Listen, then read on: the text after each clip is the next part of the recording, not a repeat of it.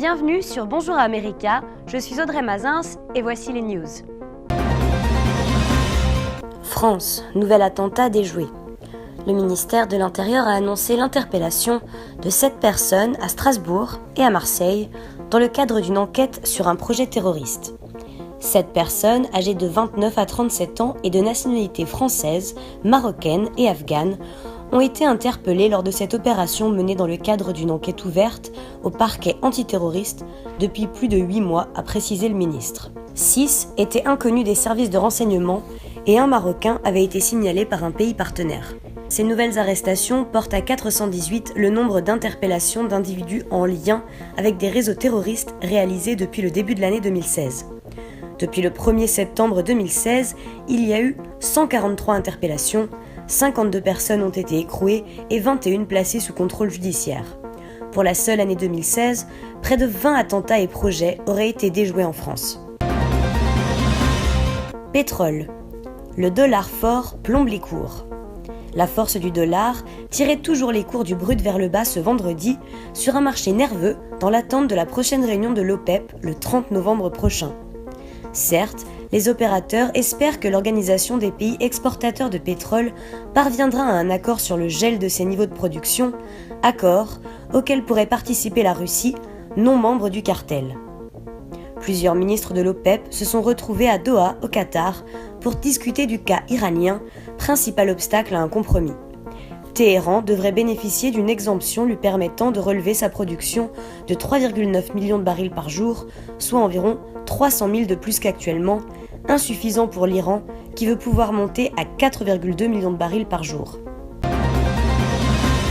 Canada. Une solution au réchauffement climatique. Les efforts politiques déployés par les provinces canadiennes pour stimuler les ventes de voitures électriques ont un impact sur l'atteinte des objectifs fixés pour contrer le réchauffement de la planète. Et à bien y regarder, les provinces n'en font pas assez pour l'électrification des transports. Et donc pour l'avenir de la planète. C'est ce que révèle en substance le rapport que vient de publier une équipe de chercheurs de la faculté de l'environnement de l'université Simon Fraser en Colombie-Britannique. Si le monde veut limiter le réchauffement planétaire à 2 degrés, il faudra entre autres que, d'ici 2040, 40% des véhicules neufs vendus soient électriques. Le bilan établi par les chercheurs montre que 6 provinces seront très loin d'atteindre ne serait-ce que le seuil de 5% de part de marché de ces véhicules en 2040. La Colombie-Britannique et l'Ontario verront les ventes de véhicules électriques atteindre 10% de part de marché cette année-là. Au Québec, chef de file, cette proportion sera de 24%. OTAN, la Turquie, un allié critique. La Turquie de Recep Tayyip Erdogan accueille à Istanbul l'Assemblée parlementaire de l'OTAN.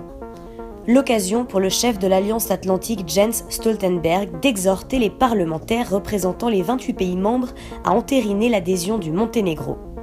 Alors que l'OTAN s'étend vers l'Est, aux grandes dames de la Russie, la Turquie, elle, émet des critiques de plus en plus virulentes contre ses alliés européens qu'elle accuse de soutenir les indépendantistes kurdes du PKK. Parmi les sujets épineux, les demandes d'asile déposées par des officiers turcs de l'OTAN dans les pays où ils servent, ils se disent menacés par les purges menées par Ankara depuis la tentative de coup d'État. Des demandes ont notamment été faites en Allemagne par des militaires servant sur la base aérienne de Ramstein. Libye, attentat à la voiture piégée de Benghazi. En Libye, la ville de Benghazi a été le théâtre d'un attentat à la voiture piégée qui a fait plusieurs morts, dont des enfants.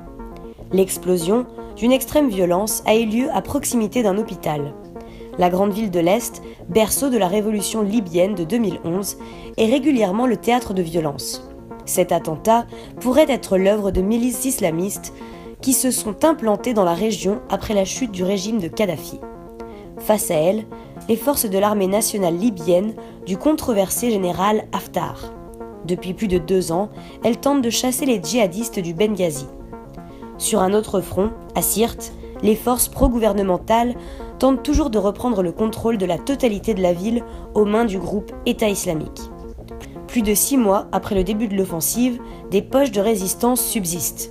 Les soldats avancent maison par maison, ils redoutent notamment les attaques suicides. Merci d'avoir suivi le journal. À très vite sur Bonjour America.